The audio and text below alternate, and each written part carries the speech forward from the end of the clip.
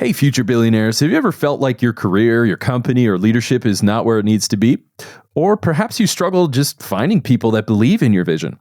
Well, in this week's episode of Making Billions, I bring on my dear friend David Meltzer.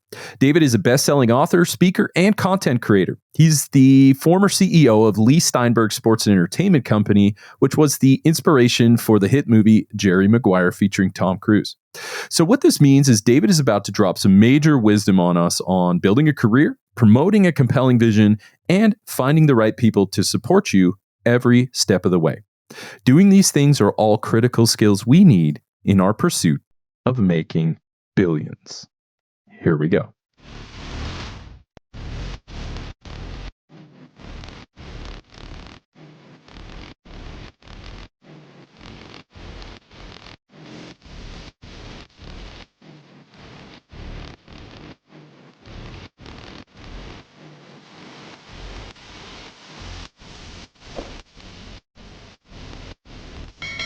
Hey, welcome to another episode of Making Billions. I'm your host, Ryan Miller, and today I have my dear friend, David Meltzer. David is the co-founder of Sports One Marketing and formerly served as the CEO of the renowned Lee-Steinberg Sports and Entertainment Agency, which was the inspiration for the movie Jerry Maguire. His life mission is to empower over 1 billion people to be happy. This simple yet powerful mission has led him on an incredible journey to provide one thing: value in all his content and communication, and that's exactly what you'll receive today. He's a 3-time international best-selling author, a top 100 business coach, the executive producer of Entrepreneur's #1 digital show, Elevator Pitch, and host of the top entrepreneur podcast, The Playbook. His newest book, Game Time Decision Making, was the #1 release. David has been recognized by Variety Magazine as Sports Humanitarian of the Year and awarded the Ellis Island Medal of Honor. So the hits just keep coming with David. So what this means is David is one of the most influential speakers and business minds in the game today. He understands how to get you to achieve breakthrough, starting with becoming happy and providing value. So David, welcome to the show, man. Thank you, Ryan, for having me. This is absolutely a great platform, making billions in order to effectuate my mission in life, which is to teach people how to make a lot of money so that they can help a lot of people and have a lot of fun. I absolutely love that. And what an inspiring mission, David. I mean, I've heard you speak. I've seen a lot of your content online. And I got to say, man, you're absolutely crushing it. So while we can read about and see all of that awesome content that you're putting together today, what I would like to know is, where did it all begin for you? You know, it all began for me in the world of not enough. I was born to a single mom, 6 kids. My dad left when I was 5. And really, my mission back then in the world of not enough, being a victim, always asking, why me? Why can't I have this? Was to be rich. I had a great mom. She was a great leader in the community, but literally the only time that we were sad in my house was because of money, any kind of financial issues. So at a young age, I decided I was going to be rich. Money would buy me love and happiness. I'd buy my mom a house and a car someday, and that would be the end. I would be able to ride off into the sunset completely happy because of money. And that was the start of my journey. I had a lot of lessons to learn along the way, but still I'm evolving with my relationship with money, which has always played a key role, taking me out of the world of not enough and moving into bigger and better worlds and eventually reaching the world of abundance. Man, I love that. You know, so speaking of those early lessons, early in your career, as you started to just figure stuff out, especially in entrepreneurship and in the business game, a little bit is knowledge, a little bit is you just figure it out and refuse to die. So that part in your career, like so many of us who've climbed up, I'm sure you come across all kinds of people.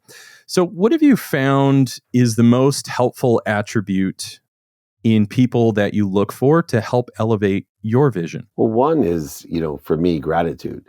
It's the cornerstone of everything I do. I want to surround myself with grateful people, grateful ideas. I want people to share in a perspective, participate in a perspective of always trying to find the light, the love, and the lessons in everything. So gratitude is a cornerstone. The second thing was just forgiveness. As an entrepreneur, this, Ryan, we're going to make a ton of mistakes. And then as human beings that are entrepreneurs, we're going to exponentially make even more mistakes. So if we don't have forgiveness and gratitude, then it leaves us in an uninspired, below the line, living in shame, blame, and justification instead of inspired and participating in the perception of enjoying the consistent everyday, persistent without quit pursuit of our own potential. Man, I absolutely love that. And, so forgiveness and gratitude, just really, at the end of the day, just being a good person. And, in order to know peace, you need to know peace. And bringing people into that is certainly a big, important part of moving your vision forward, is pulling people together. Now, on the other side of that, David, has there ever been a time that you felt like maybe you're surrounded by the wrong people? And how did you know? And what did you do to turn that around? This is always one of my favorite questions because coming out of law school, I was a millionaire 9 months out of law school, despite my mom's advice not to be a real lawyer, not to get involved in the internet. She actually told me the internet was a fad.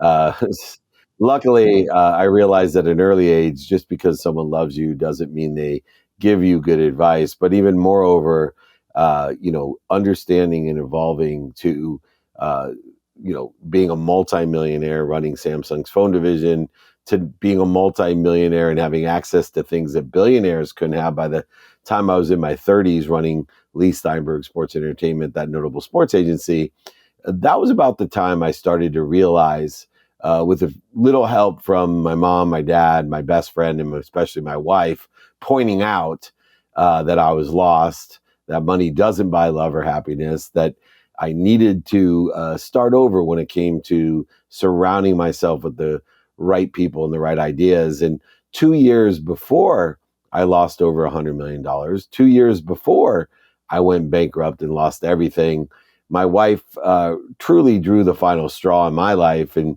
threatened to leave me if I didn't make changes, if I didn't take stock in who I was through that gratitude and forgiveness and accountability and effective communication, through the ability of living above the line, taking accountability of who I was and what I wanted to become.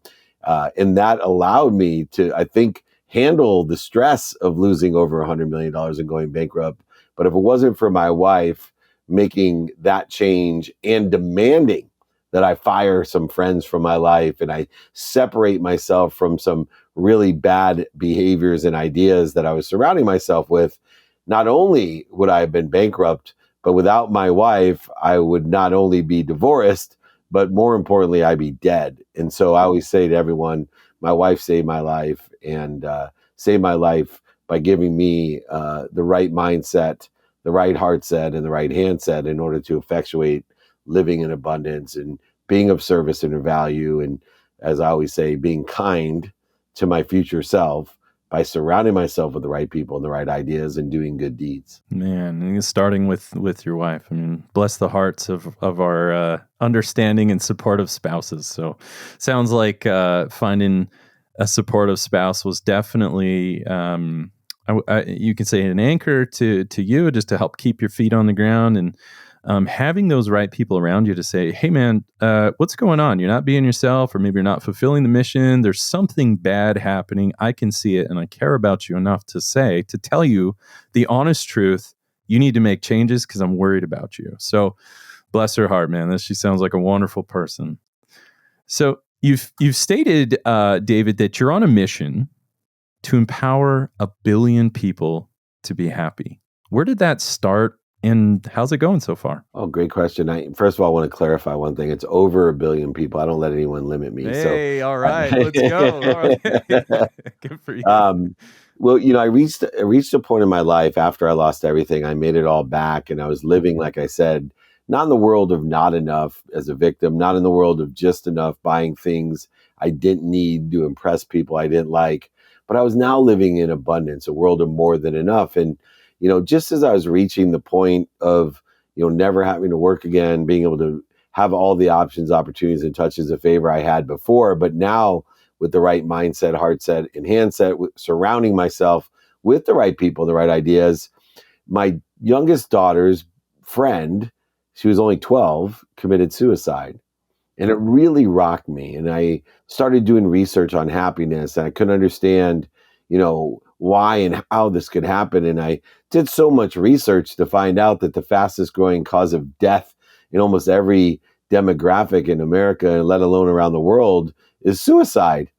And, I'm walking the beach thinking about what can I do to help? I've lived through my own journey and the lessons I've learned. And, I really knew how to do three things. I could help by teaching people to live in abundance, to make a lot of money, teach people how to help other people, because, it's impossible to be anxious, depressed, or, angry when we're helping others. And then finally, how to have fun, how to be happy. And as I'm walking, I realized that through my 35 years of a journey, that I really knew a lot about it. I paid the dummy tax. And maybe if I could share the dummy tax with others and clearly articulate the quantitative value of what I knew to others, that I could empower others, not only to power themselves, but I could empower others to be happy. And the math started formulating in my mathematical mind of, what if I could find 1,000 people like Ryan Miller? What if I could find 1,000 people that had a platform like Ryan Miller? What if I could help Ryan Miller through my content, speeches, coaching, podcast, all the things that I do, books, to help empower Ryan Miller, to empower another 1,000 Ryan Millers, to empower another 1,000. See, 1,000 times 1,000 is a million times 1,000 is a billion. And I felt at the time when I came upon this mission to empower over 1 billion people to be happy, to change the world by creating a collective consciousness of abundance, of happiness, that all I had to do in my lifetime was find 1,000 people like you. And the math made sense. The mission made sense. The hair stood up on my arms. I got so inspired. And the only thing that made me nervous, Ryan, was, coming home to that beautiful, wonderful wife of mine. And here I was, we went from owning 33 homes in San Diego, ski mountain, golf course, to a rented house with rented furniture and one car. Now I was back living in this beautiful beach house on the boardwalk and having everything that I ever wanted again. And now my wife's asking me, what's next? And I have to tell her, hey, what's next? I'm on a mission to empower over 1 billion people to be happy. I'm going to change the world. And I wasn't sure if my wife was going to handle my outrageous mission. But sure enough, to her testament, she got it immediately and said, what can I do? How can I be of service? I'm so proud of you. You can do this. Let me know how I can help. That is phenomenal. And we've got over 100 countries listening to our show now.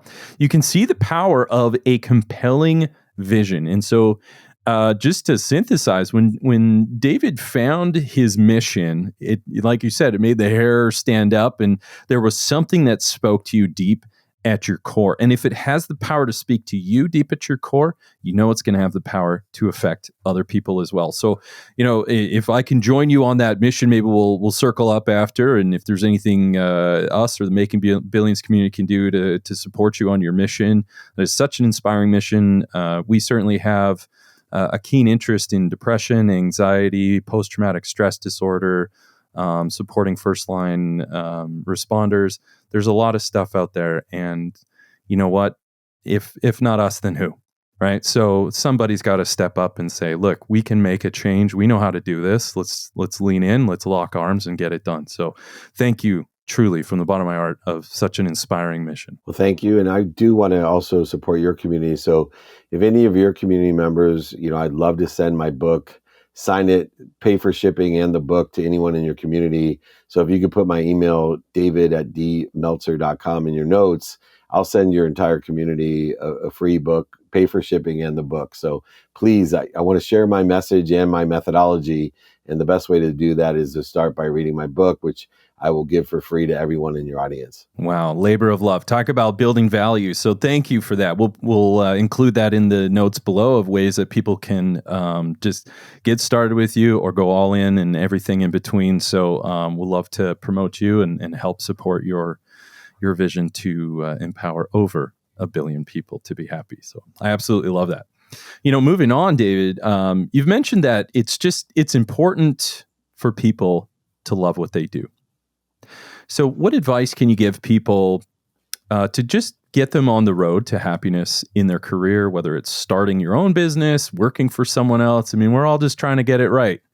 What advice can you give to people to help them to love what they do? Yeah, well, first of all, know that you can learn to love what you do. When we search for the light, the love, and the lessons and the activities that we have, which leads me to the second piece of advice is one, know that you can learn to love what you do by finding the light, the love, and lessons. And then two, separate things as activities. Don't put meaning into the activities. Just realize there's activities you have planned, there's activities you don't have planned, and there's the activity of sleep. There's activities you get paid for and activity you don't get paid for. And the third step, after we know that we can learn to love what we do and we separate things by just calling them activities, then we go ahead and prioritize those activities by what's important to us in the trajectory of what we think we want in the future, giving the meaning of the past, defining moments, inflection points, mistakes, failures, and setbacks, align it with the trajectory we want to be in, not aligned with where we don't want to be. And so if you can define your idea of loving what you do by one, knowing I can learn what to love what I do, two, that there's only activities that I'm learning to love what to do, and I want to align the meaning of my past with those activities in the trajectory of what I think I want in the future, we now can prioritize the activities of our day by what's important to us, which makes it far easier to love what we're doing all day long. So many people,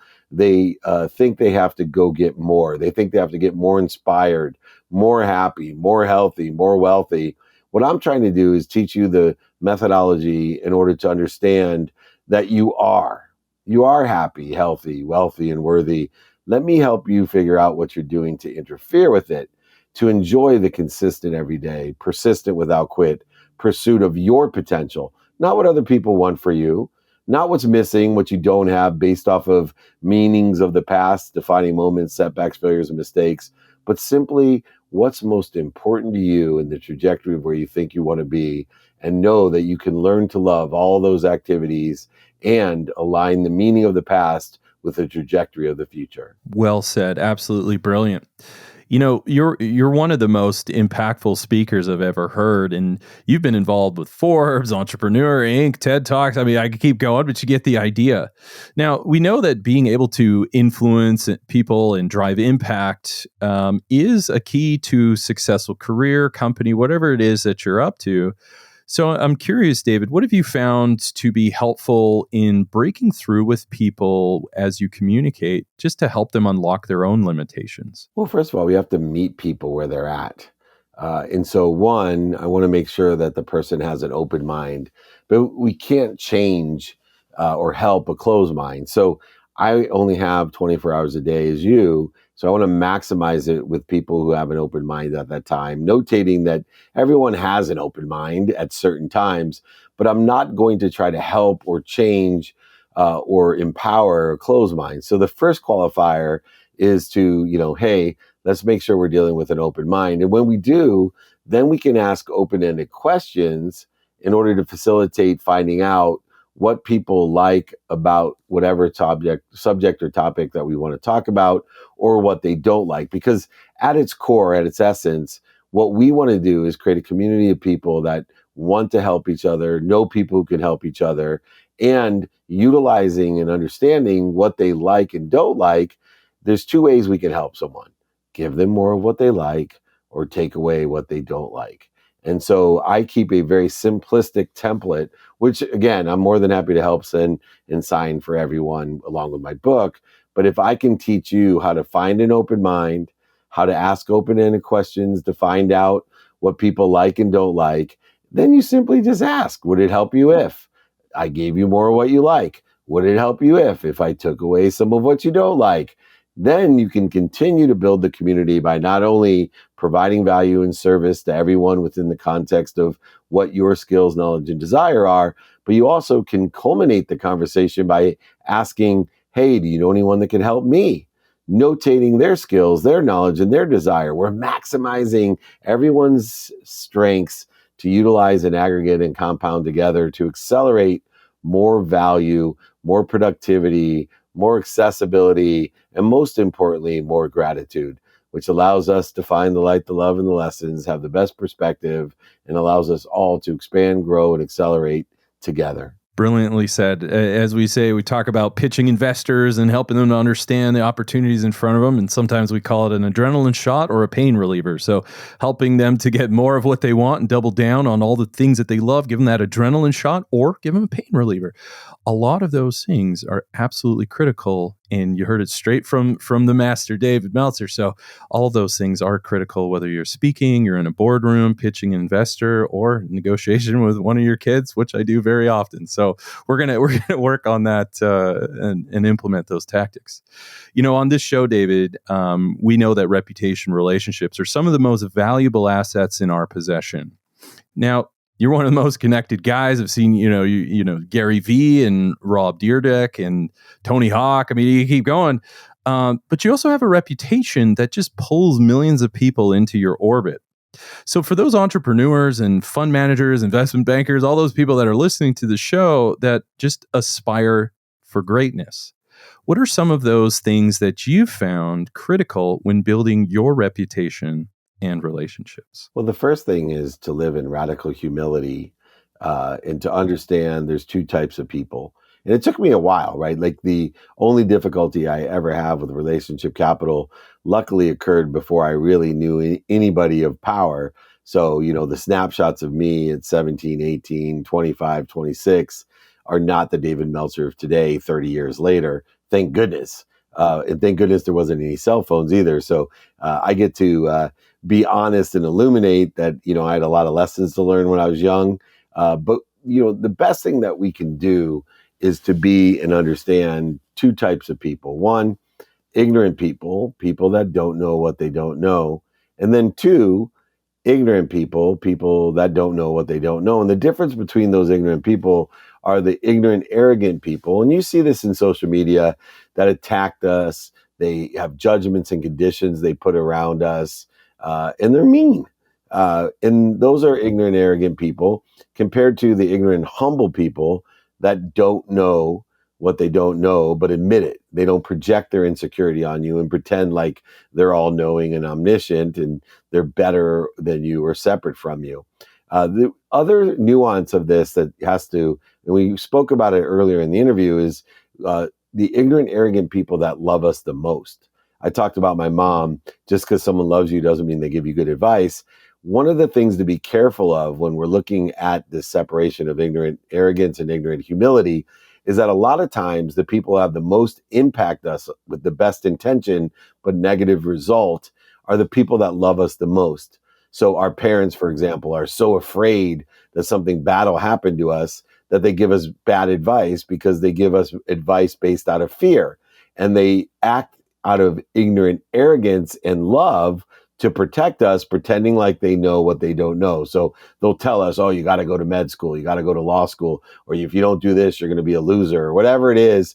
They do it out of love. So I say that if we can live in radical humility, if we understand we don't know what we don't know, and we do our best, we learn lessons and have fun, then we can, no matter what place or position we are in, not only appreciate what we have, add value to it, we can acknowledge it. And the only way we acknowledge things, acquire the knowledge of things, is not to have it anymore. So give it away, lose it, have it manipulated or stolen from us with no interference, but also ask for more, ask for help.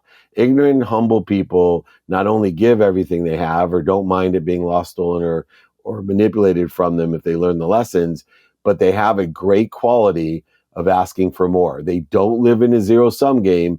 They live in a value-add world of more than enough of everything for everyone. We all love growth, David. You love personal growth, business growth, revenue growth. We like to grow, right? As Tony Robbins says, progress equals happiness. I know when I'm progressing, I'm happy. If I feel stuck, I'm miserable. And so, what are some of the biggest obstacles, in your opinion, that you found that keep people and businesses from growing? I think the biggest one is that people attach their emotions to an outcome. They try to utilize a capability of human existence that doesn't exist. And that capability is that we as human beings, by utilizing good behavior, cannot be aware of progress. We expect instant progress, but we can't see it. So we end up quitting. See, if you understand the three characteristics of energy, that all behaviors aggregate in the way or direction of the behavior, they compound, so it gives us exponential results, and it actually accelerates. But the problem is when we attach our emotions to an outcome, we don't see those results because, like I said, the human condition or existence isn't capable of seeing progress from good behavior. So it would be like dieting and wondering why we didn't lose weight, or, within the first 3 days, we don't see anything, or working out, we're not stronger in the first 3 days, or studying something, we can't ace the test. But what is occurring, and if we utilize our faith of progress and utilize and know that all good behaviors create good progress instantly, all bad behaviors create bad progress instantly, and we know that behavior, energy, progress aggregates, attracts more, it exponentially compounds on itself, so you get more, and it accelerates, so you get it faster. When we can understand the characteristics of behavior and energy, including money, which is an energy, then we can have faith in the behaviors that are aligned with where we want to be, in the progress that we want, even though we can't see it. Therefore, we will enjoy the consistent, everyday, persistent, without quit pursuit of that potential, even though we don't see the progress. And if I get more people to detach their emotions from the outcome and attach those emotions to the behaviors, exponentially and accelerated, they will get what they want or better. Man, I absolutely love that. So it just sounds like a growth mindset. When you fix your emotions on an outcome, you're fixed. Linking it to just to paraphrase what you were saying, linking it to the progress and the behaviors that you have to adopt to achieve the outcome is a much better approach, I believe is what I'm hearing. And that allows you to go from fixed mindset to continuous improvement mindset or growth mindset, whatever you want to call it. And thereby, extension, not your words, mine, that leads you to a lot more of a fulfilling and a happy life, fulfilling your mission to empower over 1 billion people to be happy. Absolutely inspiring. Well said, David. Final question for you, brother. Let's go deep.